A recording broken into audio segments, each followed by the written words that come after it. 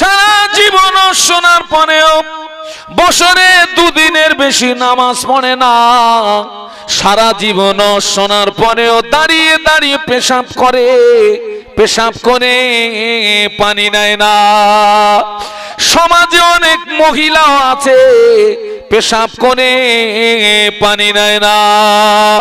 এই জওয়ান, এই যুবক মা বোন, আপনি যদি ইস্তেঞ্জা করে পানি না নেন, বিনা তওবায় যদি মারা যান, কিয়ামত পর্যন্ত তোর কবরের আগুন ঠান্ডা হবে না। গ্যারান্টি দিয়ে গেলাম।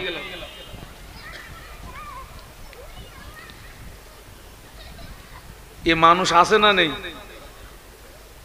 দেড়িয়ে দেড়িয়ে পেশাব করার লোক নেই?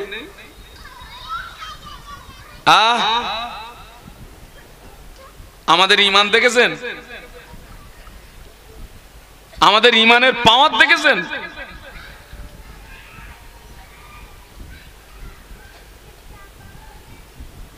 ও আমার মায়েরা, এখান থেকে 20 বছর 30 বছর আগে অধিকাংশ মসজিদ ছিল কাঁচা, কিন্তু মুসল্লিদের ঈমান ছিল পাকা। একটু সুবহানাল্লাহ বলা যাবে? একটু মহব্বতে বলা যাবে? করে তাকবীর দেন তো, নারায়ে তাকবীর। 30 বছর 40 বছর আগে অধিকাংশ মসজিদ ছিল কাঁচা, মুসল্লিদের ঈমান ছিল পাকা। এখন অধিকাংশ মসজিদ এচি হয়ে গিয়েছে, মুসল্লিদের ঈমান দুর্বল হয়ে গিয়েছে। আমার মুজাদ্দিদে জামান যে মসজিদে আল্লাহকে ডেকে ডেকে ডেকে ডেকে আল্লাহর ওলি হয়েছিলেন, ওই মসজিদটা কাঁচা। কাঁচা মসজিদে আল্লাহ হাসিল করে ফেললেন, কাঁচা মসজিদে আল্লাহকে ডেকে ডেকে ডেকে ডেকে মুজাদ্দিদিয়াতের লাকাব অর্জন করলেন। আর আমরা মসজিদে এসি লাগিয়ে আল্লাহ পাওয়া যায় না। এখন অধিকাংশ মসজিদ কি হয়ে গেছে বাপ? এসি হয়ে গেছে। আর আমি আমার ব্যক্তিগত মতামত প্রকাশ করছি, যে সমস্ত মসজিদগুলো শান শওকাতওয়ালা, ওতে নামাজ পড়তে আমার ইতস্তত বোধ হয়। কারণ অনেক মসজিদে মারা পাটির টাকা আছে। কি পাটির টাকা বলেছে? একটু জোরে বলেন। মারা পাটি। ও এক জায়গার থেকে ঝেড়ে এনেছে, ঝেড়ে এনে চিন্তা করতেছে এ গোনা নাম আমো কি করে, তো পুরো মসজিদের দুতলায় পাথর বসিয়ে দিয়েছে। তার মানে এই পাথরটা বসিয়ে ওরটা কি করবে বলেন দিন? পাক করবে ওইটারে। ও নিজে নিজেই ফতোয়া তৈরি করতেছে। ও এক জায়গার থেকে ঝেড়ে এনেছে, ওই ঝাড়া মাল মসজিদে দিয়ে ওরটা পাক করবে। মানে ইবলিসও কিন্তু মাঝে মাঝে চিন্তা করে, আল্লাহ তুমি আমারে ইবলিস করেছো কেন, এরা মাল থাকতে। ইবলিসও মাঝে মাঝে হোপলেস হয়ে যায়, তুমি আমারে ইবলিস করেছো কেন, এত বড় বড় মাল থাকতে। আমি অনেকটা আগে একটা কথা বলে এসেছি, এখান থেকে 30-35 বছর আগে একজন হাজী সাহেব খুঁজতে গেলে কয়েকটা গ্রাম তালাশ করতে হতো। আর এখন তো হাজী গিজ গিজ করতেছে বাবা। একটা কথা শুনে রাখবেন, সব হাজী খারাপ না, আবার সব হাজী ভালো না। সব হাজী খারাপ না, আবার সব হাজী ভালো না। আপনাদের পাশে একটা জায়গা আছে, জায়গাটার নাম বলবো না, কেন মিডিয়া আছে। ও আমার ভাইরা, ওই জায়গাতে হিড়িক চলছে, বুনের ফারাজ মারা হিড়িক। কিসের হিড়িক বলেছি? বুনের ফারাজ মারা হিড়িক।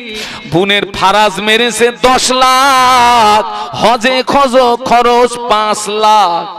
বুনের ফারাজ মেরেছে 10 লাখ, হজে খরচ 5 লাখ। ব্যবসা দেখেন, 5 লাখ খরচ হবে, গোনাও মাফ হবে, আবার 5 লাখ লাভও হবে। ব্যবসা দেখেছেন? এই বুনির ফারাজ মেরেছে কত বলেছি? জোরে বলে না, 10 লাখ। হজে খরচ, গোনাও মাফ হবে, আবার 5 লাখ। উরে শয়তান!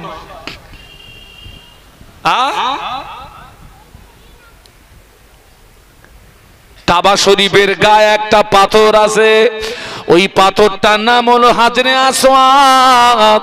ওই পাথরে চুমা দিলে জীবনের গুনাহ মাফ হয়ে যায়। একটু জোরে বলা যাবে না?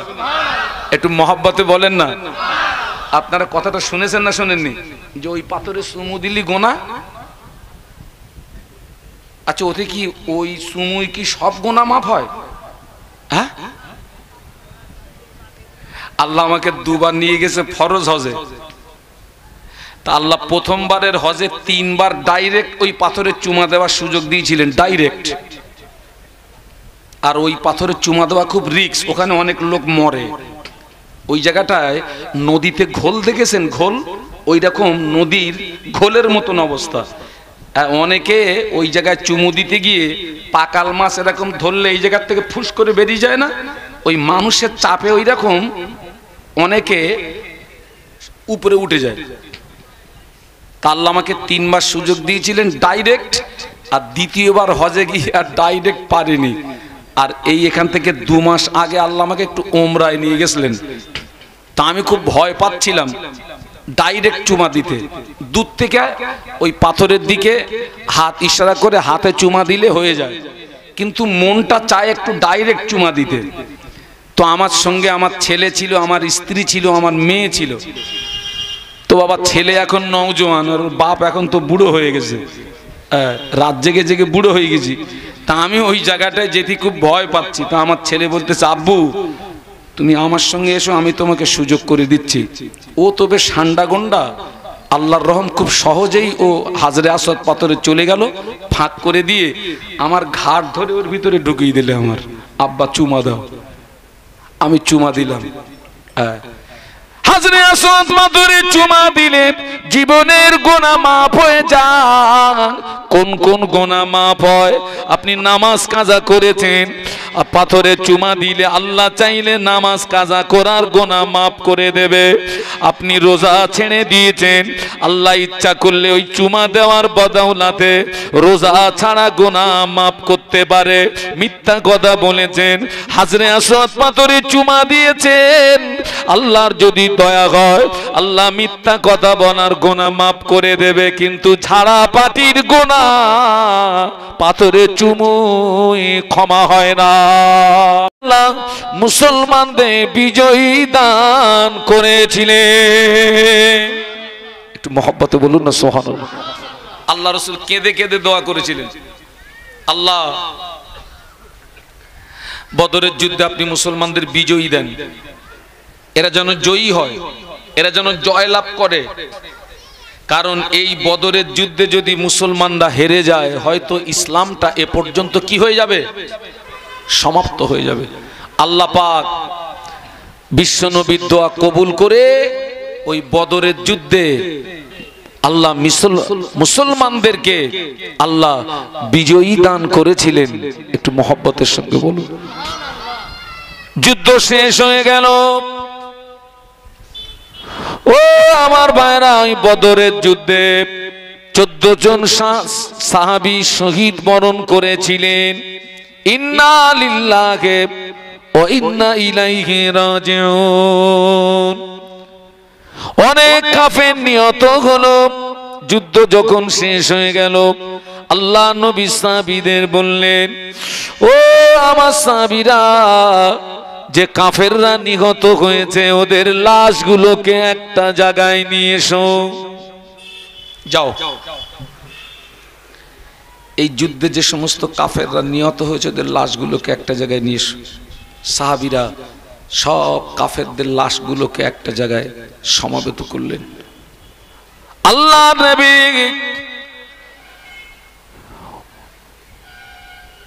বদরের যুদ্ধে নিহত কাফেরদের সামনে দাঁড়িয়ে আল্লাহ রসুল কিছু কথা বলছিলেন। সাহাবীরা জিজ্ঞাসা করলেন, ইয়া রাসূলুল্লাহ, ইয়া হাবিবাল্লাহ, হুজুর আপনি কাদের সঙ্গে কথা বলছেন? এরা তো সব মৃত। ইয়া রাসূলুল্লাহ, হুজুর আপনি কাদের সঙ্গে কথা বলছেন? এরা তো সব মরা। আল্লাহ নবী বলেছিলেন, ও ও আমার সাহাবীরা, আমি রাসূলুল্লাহ আমার কথাগুলো তোমরা যেমন স্পষ্ট শুনতে পাচ্ছ, আমি আল্লাহ নবী বলছি ওই নিহত কাফেররাও তোমাদের মতো আমি রাসূলুল্লাহর কথাগুলো শুনতে পাচ্ছে।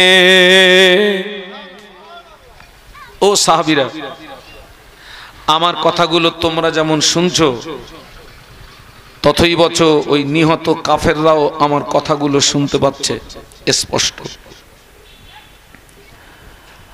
আমি সেই জন্য বলছিলাম আমার কথাগুলো আপনারা যেমন শুনতে পাচ্ছেন, আল্লাহ চাইলে এ আওয়াজ কবরবাসীদের কাছে পৌঁছে থাকবে ঠিকই, কিন্তু কবরবাসীদের ওয়াজ শুনে তাদের জীবনে আর কোনো উপকার নাই। কারণ ওয়াজ শুনে জীবন পরিবর্তনের দরওয়াজা তাদের কি হয়ে গেছে বাবা? বন্ধ হয়ে গেছে। ওয়াজ নসিহত শুনে জীবন পরিবর্তনের দরওয়াজা খোলা আছে কাদের? আমাদের। মূলত এখান থেকে আমাদেরকে শিক্ষা নিতে হবে, এখান থেকে আমাদেরকে জ্ঞান অর্জন করতে হবে এবং তার উপরে আমল করতে হবে। তবে এই ওয়াজ নসিহতের ভিতর দিয়ে আল্লাহ পাক যে সওয়াব দান করেন, আল্লাহ পাক যে নেকি দান করেন, আল্লাহর নেকির ভান্ডারে নেকি কমই নাই।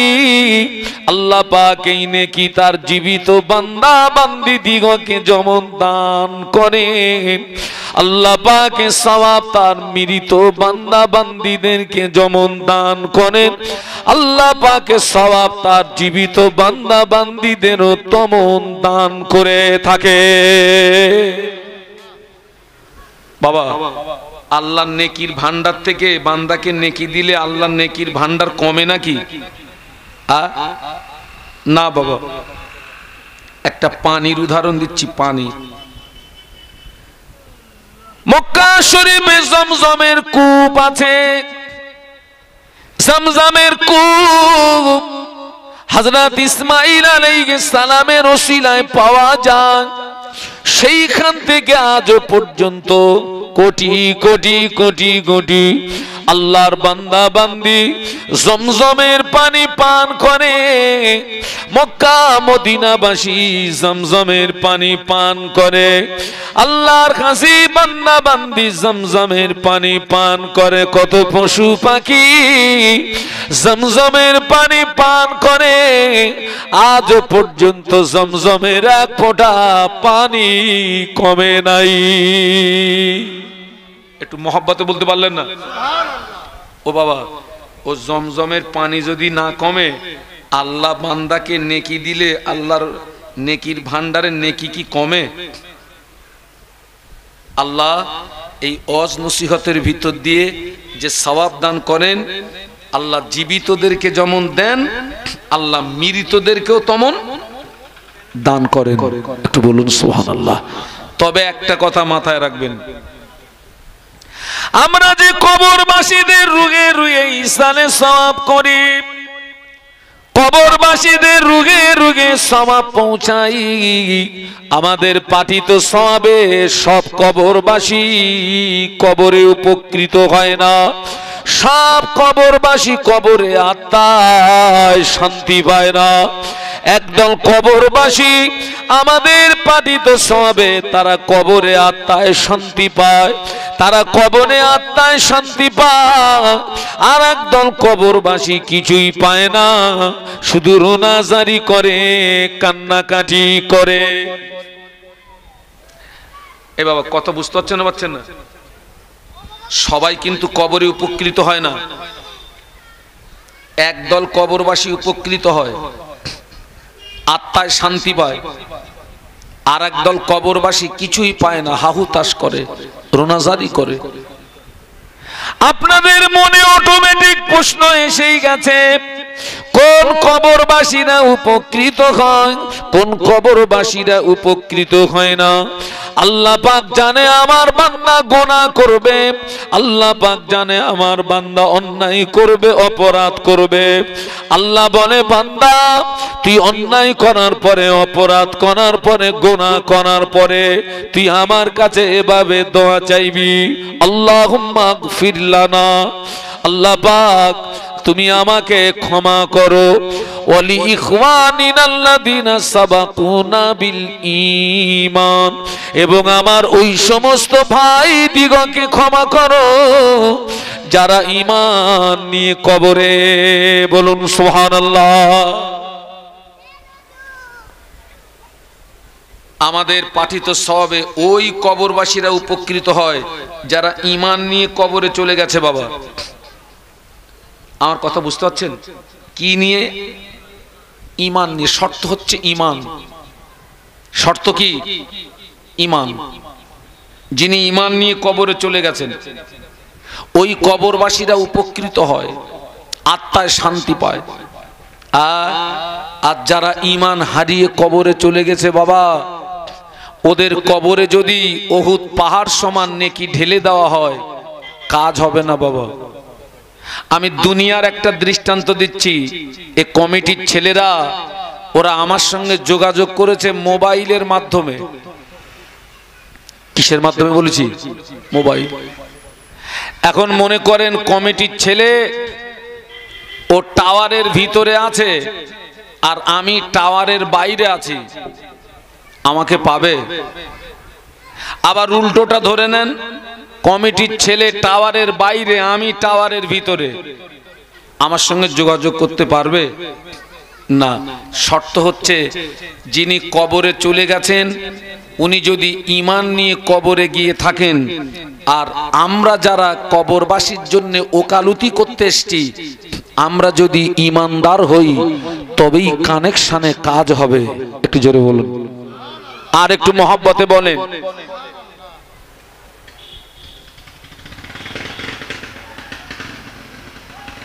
আমাদের ভিতর থেকে যারা কবরে চলে গিয়েছেন, আমাদের আব্বা মা, দাদু দাদি, নানু নানি, আত্মীয় স্বজন, আলাওলাদ যারা কবরে চলে গিয়েছে বাবা, কে ঈমান হারিয়ে গিয়েছে ওটা আমাদের জানার প্রশ্ন নয়, ওটা জানে আমার আল্লাহ। তবে একটা কথা বলি, যারা ঈমান হারিয়ে কবরে চলে গিয়েছেন বাবা, ওদের কি আর ঈমান আনার রাস্তা আছে নাকি? আছে? যে কবরবাসীগুলো ঈমান হারিয়ে কবরে চলে গেছে ওদের আর ঈমান আনার রাস্তা আছে বাবা? যে কবরবাসী ঈমান নিয়ে কবরে চলে গিয়েছেন ওই কবরবাসীর কি ঈমান হারানোর আর ভয় আছে নাকি? এই কথা বলেন না কেন? একটু একটু মহব্বতের সঙ্গে সুবহানাল্লাহ বলেন, আর একটু জোরে বলেন। যে কবরবাসী ঈমান নিয়ে কবরে চলে গিয়েছেন ওই কবরবাসীর ঈমান হারানোর আর ভয় নাই, বলুন সুবহানাল্লাহ। ঈমান হারানোর ভয় হলো আমাদের। কাদের? জীবিত মানুষদের। যিনি কবরে চলে গিয়েছেন, একটা মানুষ যখন মারা যায় লাশ গোসল দেওয়া হয়, কাফনের কাপড় পরানো হয়, খাটিয়ায় করে তুলে নিয়ে ময়দানে নিয়ে গিয়ে জানাজা নামাজ হয়। জানাজা নামাজ আদায় করে কবরবাসীকে দাফন, বাবাজি মৃত্যু ব্যক্তিকে দাফন করা হয় বিসমিল্লাহি ওয়া আলা মিল্লাতে রাসূলিল্লাহ।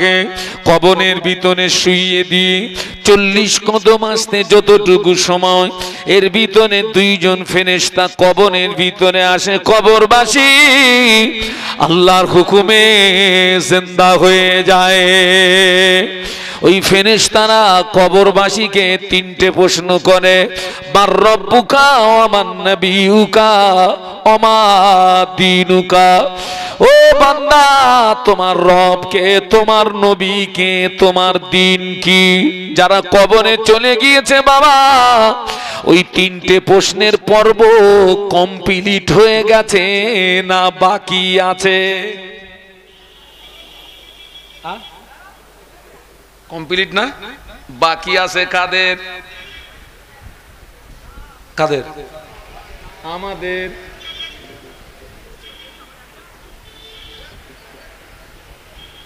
ঈমান হারানোর ভয় আমাদের। তিনটে প্রশ্নের পর্ব বাকি আমাদের। ও আমার ভাইরা, আল্লাহ নবী ১৫০০ বছর আগে নূরের জবানে বলে গেলেন, ইসবির রাজুলু মুমিনান ওয়া ইমসি কাফিরা ওয়া ইমসি মুমিনান ওয়া ইসবিউ কাফিরা। আল্লাহ নবী বললেন, আখিরি জামানা আমার একদল উম্মতি, ওরা সকাল বেলা ঈমান আনবে, সন্ধ্যা বেলা কাফের হয়ে যাবে। আবার সন্ধ্যা বেলা ঈমান আনবে, সকাল বেলা কাফের হয়ে যাবে। এই হাদিসটা জীবিতদের জন্য না মৃতদের জন্য? সকাল বেলা ঈমান আনবে, সন্ধ্যা বেলা কাফের হয়ে যাবে। আবার সন্ধ্যা বেলা ঈমান আনবে, সকাল বেলা কাফের হয়ে যাবে। ১৫০০ বছর আগের বর্ণিত নবীর হাদিস বর্তমানে মিলছে না, মিলছে না। বলেন, কথা বলেন। আল্লাহ তো চামড়ার চোখে তো অনেক কিছু দেখাচ্ছে বাবা, দেখছি তো, ঘুরে ঘুরে দেখছি তো, সমাজে ঘুরে ঘুরে দেখছি তো, সকালবেলা ঈমান আনতেছে আর সন্ধ্যেবেলা পাক্কা কাফের হচ্ছে।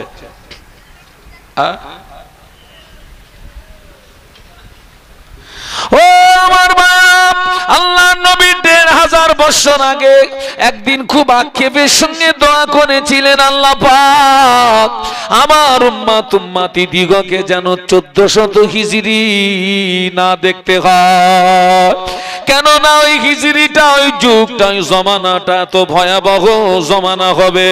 হাতের তালুতে আগুন রাখা যত না কষ্ট হবে, তার চেয়ে বেশি কষ্ট হবে বাবা ঈমান নিয়ে বেঁচে থাকা। কাঠ পুড়ে পুড়ে দলা দলা দলা দলা আগুন বার হয়, ওই আগুনের দলা যদি একটা হাতের তালুতে তুলে দেওয়া হয়, রাখা যাবে না। তার চেয়ে আরো বেশি কষ্ট হবে ঈমান নিয়ে বেঁচে থাকা।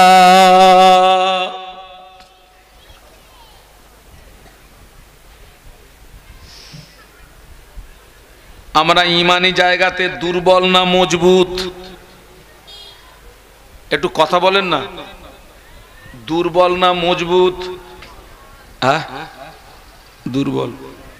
আমাদের ঈমান হলো কচু পাতার মিডিলে পানির মতো ঈমান।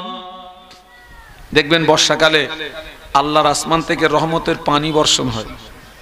ওই পানি ওই কচুর পাতার মিডিলে কিছু বেঁধে থাকে বাবা, বাতাস হয়, পাতার মাথা কি হয়, দোল খায়। আর একটু জোরে ধাক্কা মারলে পানি কোথায় যায়? আমাদের ঈমান ধাক্কা মারলে কি? আরে আমাদের ঈমান ধাক্কা মারলে কি? ঈমান যদি বলতে হয় স্বাধীনতা সংগ্রামী যোদ্ধা হামাসদের ঈমানের প্রশংসা করতে হবে। সুবহানাল্লাহ বলুন। জোরে বলতে পারলেন না? এবং আমি দোয়া করি আল্লাহ পাক যেন তাদের ঈমানি কুওয়াতকে আরো বাড়িয়ে দেন। বলুন আল্লাহুম্মা আমিন। ৬০,০০০ হামাস গোষ্ঠীর সংখ্যা কত? সংবাদ মাধ্যমে যা শুনছি বেশি বেশি ৬০,০০০। এই ৬০,০০০কে মারার জন্য ইসরায়েল, বাবা এই যে ইসরায়েল কিন্তু একটা বেজম্মা রাষ্ট্র। বেজম্মা বোঝেন তো নাকি? একেবারে গোদা বাংলায় বললাম, ইসরায়েল হচ্ছে একটা বেজম্মা রাষ্ট্র। ওর বাপের ঠিক নেই, পিতৃহীন অবৈধ রাষ্ট্র। ইসরায়েল মূলত তো ফিলিস্তিনের জায়গা। কাদের জায়গা রে বাবা? ও তো ফিলিস্তিনদের জায়গা। আমার ঘরে বসে আমার বুকে ছুরি মারছে। আল্লাহ রসুল বলেছেন, আমার সম্পদ যদি কেউ ছিনিয়ে নেয়, ওই সম্পদ হেফাজত করতে গিয়ে যদি আমার মৌত হয়ে যায়, রসুল বলেছেন ওই ব্যক্তিটার মৌত হবে শাহাদাতের মৌত। একটু জোরে বলুন, আরো জোরে বলুন। তাদের ঈমান কি? বিবি বাল বাচ্চা সব হারিয়ে ফেলেছে, এরপরেও তারা কি দুর্বল? তারা দুর্বল। আল্লাহু আকবার। আমরা ঈমানি ভাবে কত দুর্বল দেখুন। তারা যুদ্ধ করছে এবং ওই যুদ্ধ চলাকালীন জামাতে নামাজ আদায় করছে। একটু সুবহানাল্লাহ বলবেন না? আরো জোরে বলুন। আরে আল্লাহর রাসূল সাহাবীদের নিয়ে যুদ্ধ করতেন, আর এদিকে জামাতে নামাজ হতো, ওদিকে সাহাবীরা যুদ্ধের ময়দানে তানারা কাফেরদের সঙ্গে মোকাবেলা করতেন। একটু জোরে বলুন সুবহানাল্লাহ। মনে করুন 50 জন, এই 50 জনের ভিতরে 4 রাকাত জোহরের নামাজ হচ্ছে। 4 রাকাত জোহরের নামাজ, একদল মনে করুন 25 জন আছে ওদিকে মোকাবেলা করার জন্য, আর 25 জন নামাজে দাঁড়িয়ে গেছে। এরা 2 রাকাত পড়ে ওই যারা দাঁড়িয়ে ওখানে চলে যাবে, গিয়ে তলোয়ারটা বদল করে ওরা ওখানে দাঁড়িয়ে যাবে, আর যারা মোকাবেলা করছিল আগে, ওরা আবার আল্লাহ রসুলের পিছনে এসে নামাজে দাঁড়িয়ে যাবে। একটু জোরে বলুন। ঠিক ততই বছর হামাস গোষ্ঠীদেরকে দেখছি যুদ্ধ করছে, আবার তারা বা জামাত নামাজ আদায় করছে। একটু জোরে বলুন। ঠিক আল্লাহ রসুল যেভাবে যুদ্ধ পরিচালনা করতেন, এই হামাস গোষ্ঠীরাও ঠিক সেইভাবে জামাতের সঙ্গে নামাজ আদায় করছে। একটু সুবহানাল্লাহ বলবেন না? আরো জোরে বলুন। আর আমাদের ঈমান দেখেন, সারা জীবন শুনেছে, সারা জীবন শোনার পরেও বছরে 2 দিনের বেশি নামাজ পড়ে না। সারা জীবন শুনেছে, বছরে কদিন? একটু জোরে বলা যাবে? আপনাদের এদিকে আজকের কি রমজান মাস শুরু? আজকে কি রমজান মাস শেষ হয়েছে নাকি? হ্যাঁ, চিঁচি করতেছেন কেন সব? আমি একটা হাই সুগারের রোগী, ঠাস ঠাস করে কথা বলতে পারেন না? সারা জীবন শুনেছে, বছরে 2 দিনের বেশি নামাজ পড়ে না। কোন নামাজ? শুধু 2টো ঈদের নামাজ। সারা জীবন শুনেছে, দাঁড়িয়ে দাঁড়িয়ে পেশাব করে, পেশাব কোণে পানি নেয় না। এরাম জন্তু আছে না নাই? আপনাদের কি ভয় টয় লাগতেছে নাকি? আরে আমি তো রাস্তায় চলবো, তো আমি, আপনাদের ভয় কিসের? আমি তো নেমে তো রাস্তায় উঠবো, আমি উঠবো, মারে আমার মারবে। হ্যাঁ, এই যে গত কালকেরে ফজরের নামাজ পড়েছি আপনাদের এই কোথায়, ওটা ওই যেটা বোদরাত থেকে চলে গেছে ওইদিকে দেউলির দিকে চলে গেছে যে রাস্তাটা, ওই রাস্তায় কিছুটা গিয়ে একটা টার্নিং এ ডান সাইডে একটা মসজিদ আছে না? বোদরা থেকে ঢুকে বেশ কিছুটা গিয়ে টার্নিং এ ডান সাইডে একটা মসজিদ আছে। ওই জায়গাটার নাম কি? ও মলমপোতার মোড়। ওখানে আমি ফজরের নামাজ পড়েছি। ফজরের নামাজ পড়ে এই মসজিদে বসে এক গাল খেয়েছি ফজরের নামাজ পড়ে। কালকের প্রথম জলসা ছিল বারুইপুর, ওখান থেকে গেলাম সেকেন্দারপুর, ডায়মন্ড হারবার। ও মাহফিল করে ফিরতে আমার এখানে এসে তখন ফজরের জামাত 5টায় জামাত, আমি 4:50 তখন আমি মসজিদে অ্যাটেন্ড করেছি। আপনারা একটু চাঙ্গা হন, আল্লাহ চাইলে আমি চাঙ্গা হব। একটু জোরে জোরে দরুদ শরীফ আল্লাহুম্মা।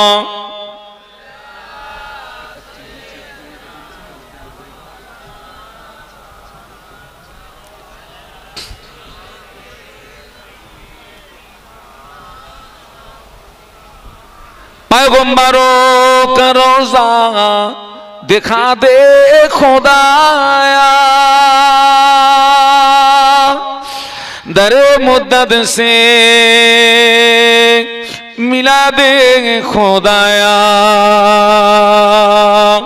शराबे मोहब्बत पिला दे खुदाया पैगम्बरों का रोजा दिखा दे खुदाया अल्लाहुम्मा पढ़ो बाबा